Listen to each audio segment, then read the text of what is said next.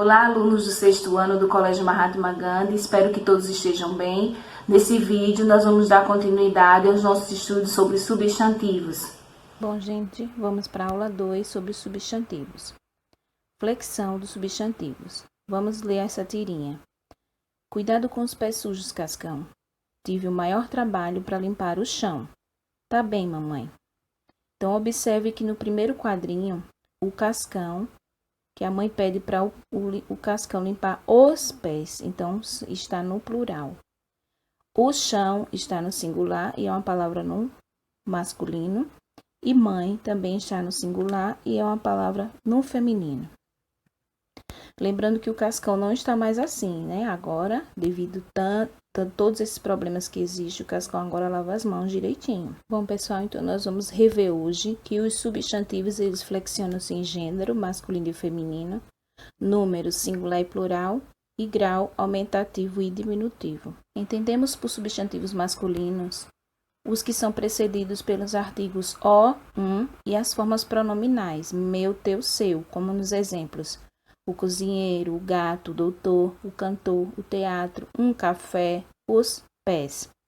E entendemos por gênero feminino os que são precedidos pelos artigos a, uma e suas formas no plural e as formas pronominais minha, tua e sua, como é o caso de a cozinheira, a gata, a doutora, uma cantora, a camisa, uma geladeira, sua freguesa. Nos gêneros de substantivos, nós encontramos dois tipos, os biformes e os uniformes. Os biformes apresentam uma forma para o masculino e outra para o feminino, como é o caso das palavras pai, mãe, ator, atriz, ladrão, ladra, genro, nora, zangão, abelha, cavalheiro e dama.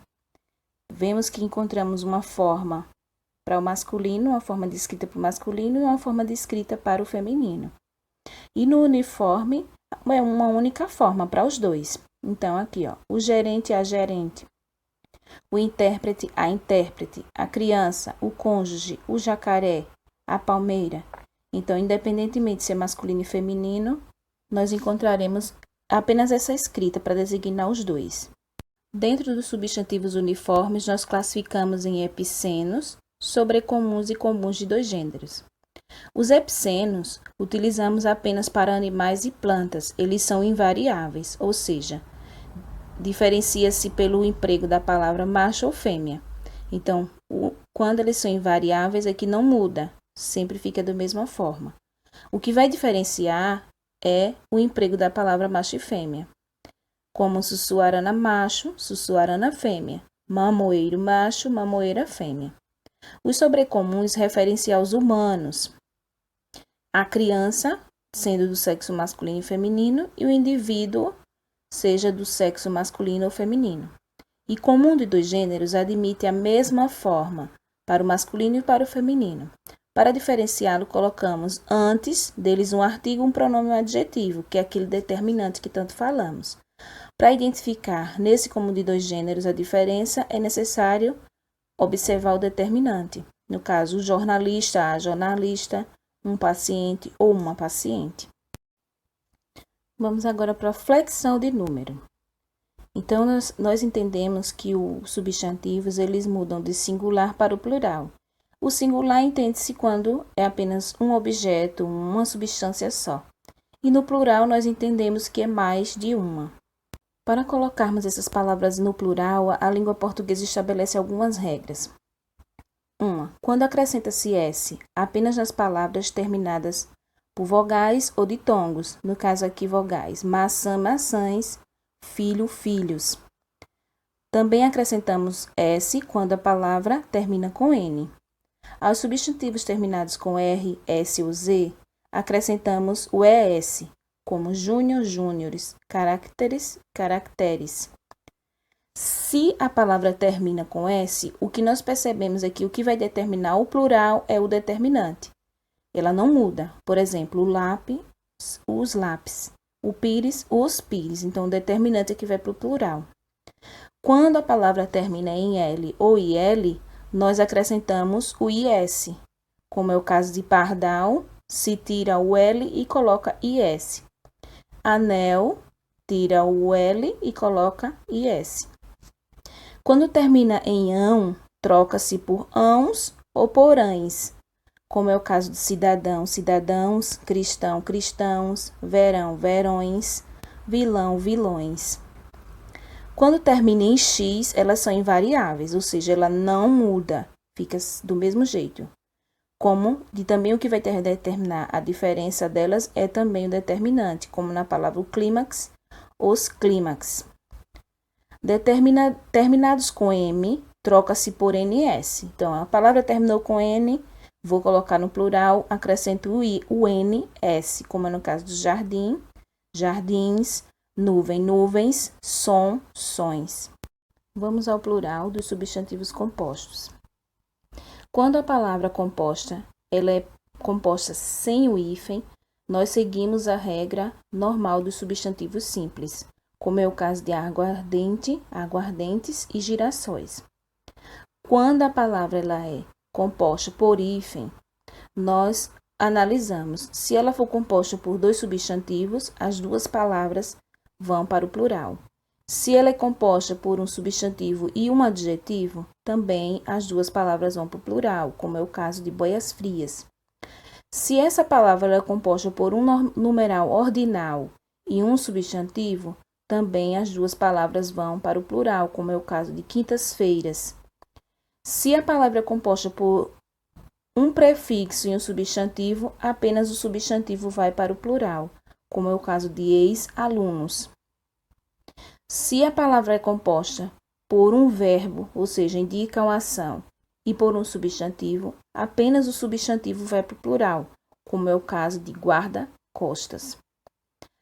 Colocamos no plural apenas a primeira palavra quando o substantivo composto é composto também e nele nós identificamos uma preposição, como é o caso aqui, pães de ló, apenas a primeira palavra vai para o plural. Águas de colônia, apenas a primeira palavra vai para o plural. E quando a palavra ela for repetida ou indicar o som de algum objeto, de alguma coisa, como é a onomatopeia, nós colocamos no plural apenas a segunda palavra, como é o caso de reco-recos, tico-ticos, ping-pongs. Ok? Agora vamos para a flexão de grau. Os substantivos eles podem indicar um grau normal, casa, um grau diminutivo, casinha, e o grau aumentativo, que no caso, casarão. O grau de uma palavra é considerado aumentativo sintético quando acrescentamos o ão ou zão, como no caso narigão, dentão, pezão e etc. Ele é considerado aumentativo analítico quando acrescentamos uma palavra que indique que está de realidade aumentada, por exemplo, nariz grande, dente grande, pé grande. Então, nós acrescentamos uma palavra que indica o aumento. E no grau diminutivo sintético é quando acrescentamos inho ou zinho, como homenzinho, cafezinho, pezinho. E já o grau diminutivo analítico é quando acrescentamos uma palavra que indica menor, que indica pequeno, como homem pequeno, café pequeno, pé pequeno. Bom, aqui a gente pode ver outros exemplos de graus aumentativos e diminutivos que fogem à regra, como copo, copázio, corpo, corpanzil, festa, festança, boca, bocarra. E no diminutivo, fogo, foguinho ou fogacho, pé, pezinho, dente, dentinho e assim por diante. A língua portuguesa apresenta inúmeros aumentativos e diminutivos. Agora vamos aos exercícios. Lembrando que sugiro que vocês deem pausa no vídeo, respondam e depois continuem para ver o gabarito. Primeira questão. Enquanto o gênero do substantivo jacaré é? Lembrando que jacaré é uma palavra uniforme e é um animal. E temos um determinado substantivo para isso. Qual é? Isso mesmo, letra A. Jacaré é um substantivo epiceno. Segunda questão. Indique a alternativa correta no que se refere ao plural dos substantivos compostos, analisando cada palavra. Casa grande ela é um substantivo e um adjetivo. Então, os dois vão para o plural e fica casas grandes. Flor de Cuba, nós temos uma preposição na palavra. Então, vai para o plural apenas a primeira. Flores de Cuba. Arco-íris nós temos 2 substantivos, sendo que o segundo já está com a letra S. Então, apenas a primeira vai para o plural. Fica arcos-íris. E a última palavra, beija-flor, nós identificamos um verbo, beija, e um substantivo, flor. Então, apenas a segunda vai para o plural. Então, qual é a alternativa certa? Letra E. Casas grandes, flores de Cuba, os arco-íris e beija-flores. E a terceira questão, assinale a palavra cujo gênero foi flexionado de maneira indevida, ou seja, está errada, indevida, errada. A vítima, ok. A jovem, ok, pode ser a jovem ou o jovem. O testemunha será o agente, ok. Então, não é o testemunha. Então, a correta é aqui, letra C. É isso, todo o assunto sobre substantivo. Vocês vão agora responder todas as atividades que está lá disposto no site da escola. Respondam, envie para mim no e-mail também, que vai estar lá para vocês responderem, certo? Eu vou corrigir e mando o retorno para vocês, tá? Logo, logo estaremos de volta, se Deus quiser. Beijo, tô com saudade. Até lá!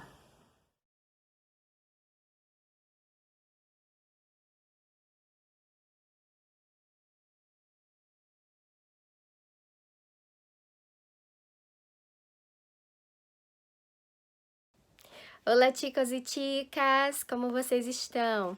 Aproveitando bem esse tempo para estudar? Muito bem, quero ver, hein? Olha só, na aula de hoje a gente vai ver um assunto novo, um assunto que tá lá no nosso livro, no capítulo 2, tá bom? E eu quero que vocês acompanhem a videoaula e também acompanhem o livro de vocês, aqueles que têm. Esse assunto, não vou dizer qual é, vocês vão ver mais à frente. Mas esse assunto é um assunto bem comum na nossa vida. Eu imagino que esses dias aí em casa, vocês acordam e fazem assim: mãe, tô com fome. Mãe, quero comer. Nessas duas frases, tem duas palavrinhas que faz parte do assunto que a gente vai aprender hoje, certo? Acompanhe aí. Então, chicos, vamos iniciar a nossa aula de hoje. Hoje a gente vai falar sobre um assunto bem comum, um assunto que a gente precisa aprender na língua espanhola, para que a gente possa falar bem, saber colocar esse assunto de uma forma correta, exata. Eu não vou dizer qual é o assunto, eu vou mostrar a vocês uma tira e eu quero ver se vocês conseguem identificar que assunto é esse, que classe gramatical é essa. Observem essa tira. Que fea eres, tia? Estás borracho, pero es temporal. Então, essas duas palavrinhas, eres, aqui, eres e estás. O que significam essas duas palavras? A que classe elas pertencem? Eres e estás. Eres e estás. E aí, conseguiram identificar? Então, olha só. Eres e estás é um verbo. Muito bem. Se você conseguiu, parabéns. Eres e estás é um verbo. E observem também a tira. Não sei também se vocês conseguiram entender. O senhor, né, o rapaz diz: que feia eres, tia? Ou seja, que feia você é, tia. Aí a tia diz: estás borracho, quer dizer que está bêbado. Aí ele fala: sim, pero es temporal, mas é temporal, vai passar. Ele quis dizer o que com isso? Que ele está bêbado, sim, mas vai passar, né? Depois passa. Já o feia, que ele falou que ela era feia, não vai passar, não muda. Então, ele utilizou esse verbo eres para dizer que ela é feia. E ela utilizou o verbo estás para dizer que ele está, é algo passageiro, vai passar, né? Ele está no momento, ele não é. Já ele usou um verbo que é permanente. Vamos lá. Verbos. El verbo es la palabra que describe una acción o estado. Deixa eu voltar aqui. O estado que influi ao sujeito, ou seja, o verbo é a palavra que descreve uma ação ou o estado que influencia o sujeito.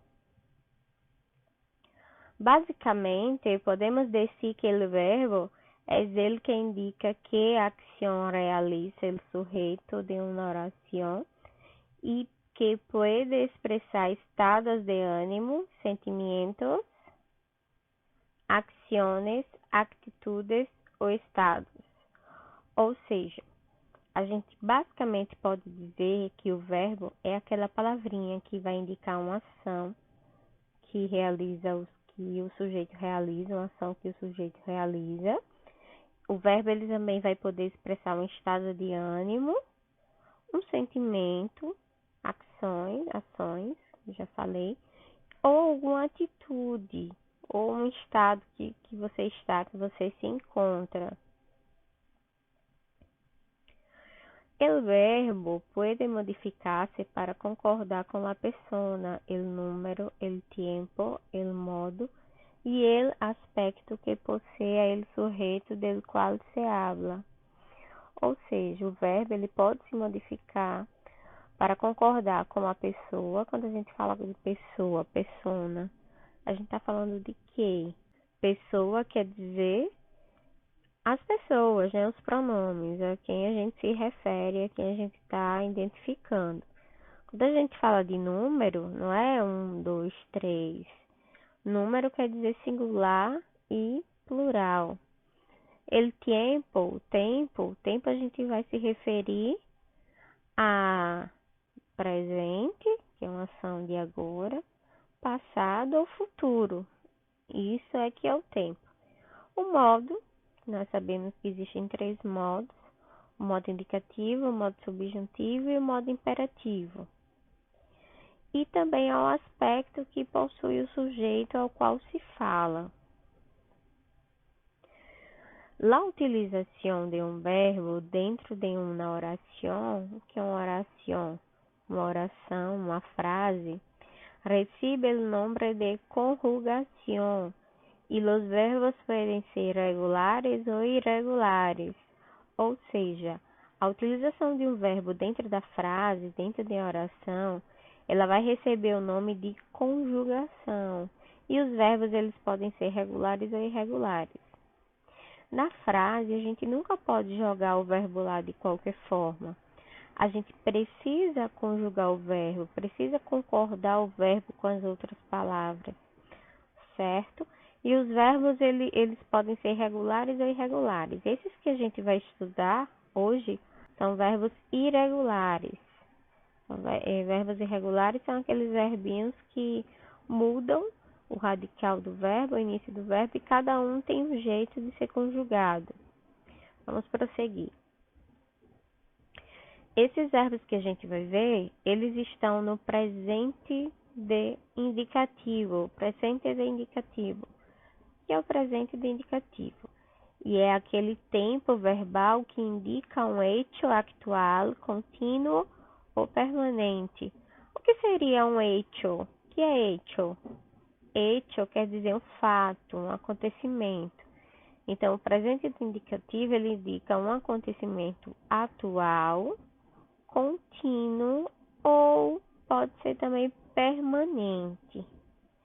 Para conjugar os verbos, a gente precisa saber os pronomes. Pronombres personales foi aquele assunto que a gente viu semana passada. Então, vamos dar uma revisada rapidinho. Yo, primeira pessoa do singular, quer dizer eu. Tu, você.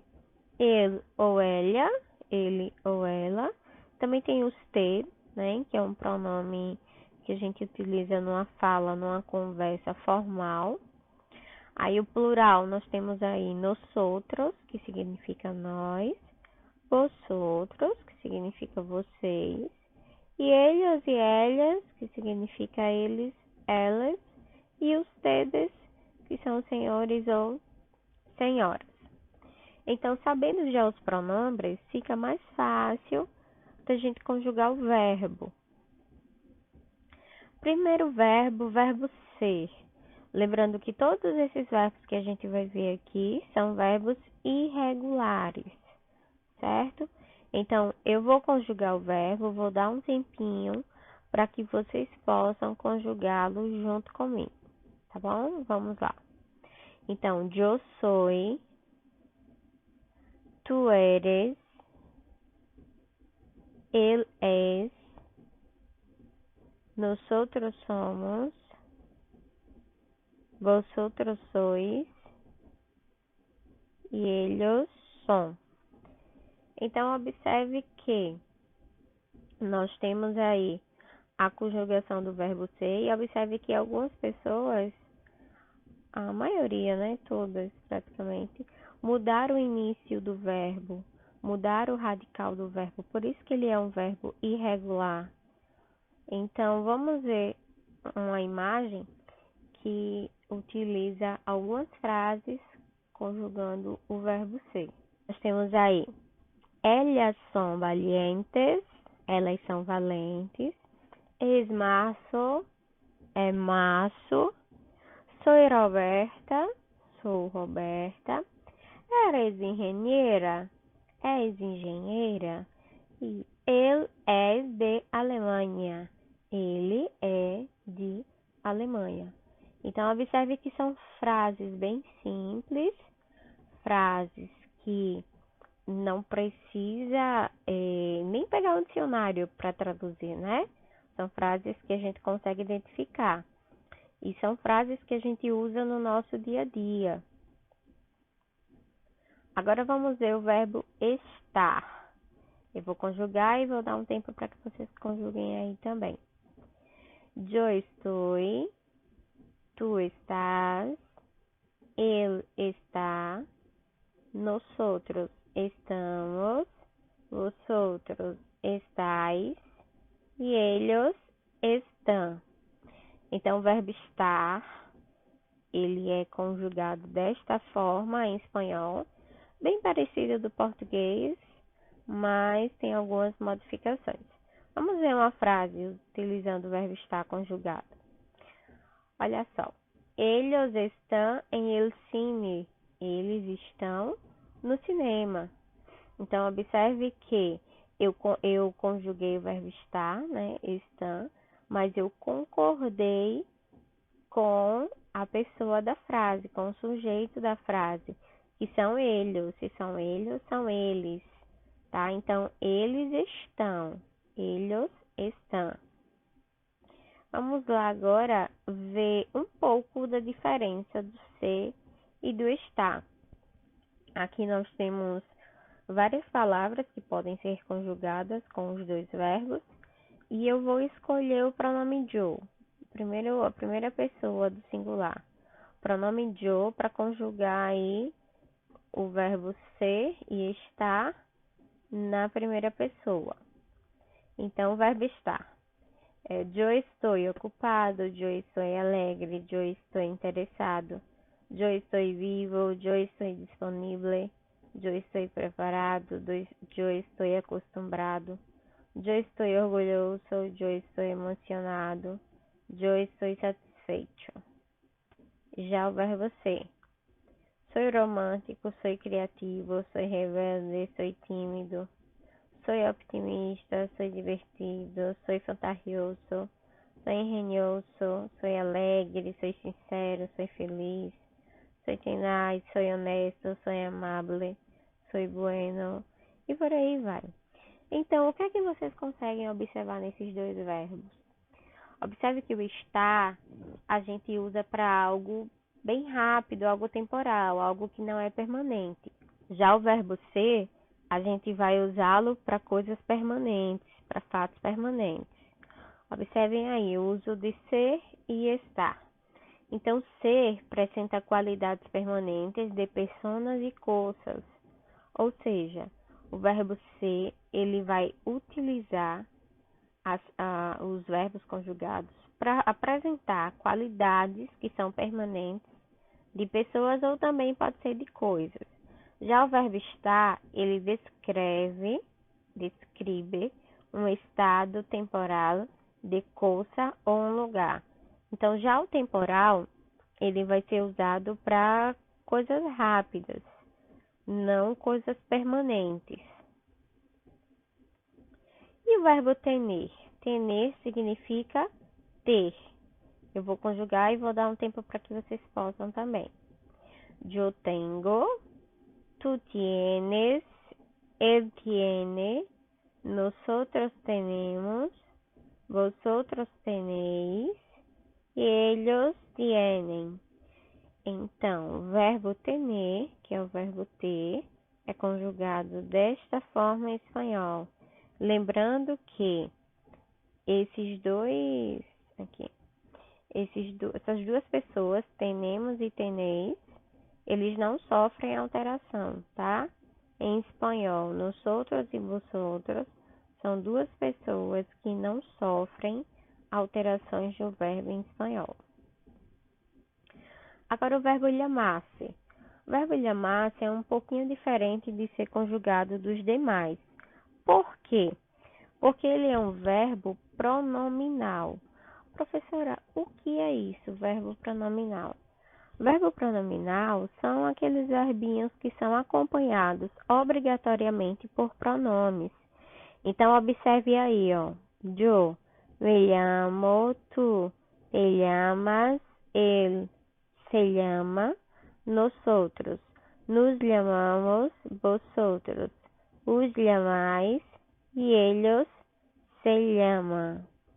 Observe que eu tenho aí os pronomes me, te, si, nos, os, sis. Esses pronomes,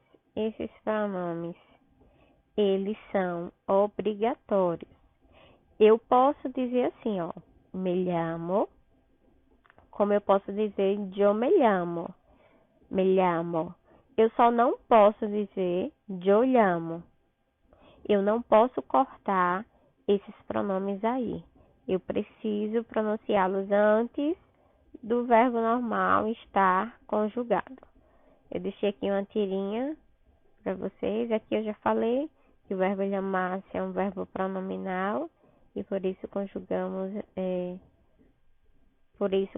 conjugamos os verbos, devemos obrigatoriamente colocá-los pronombres átomos.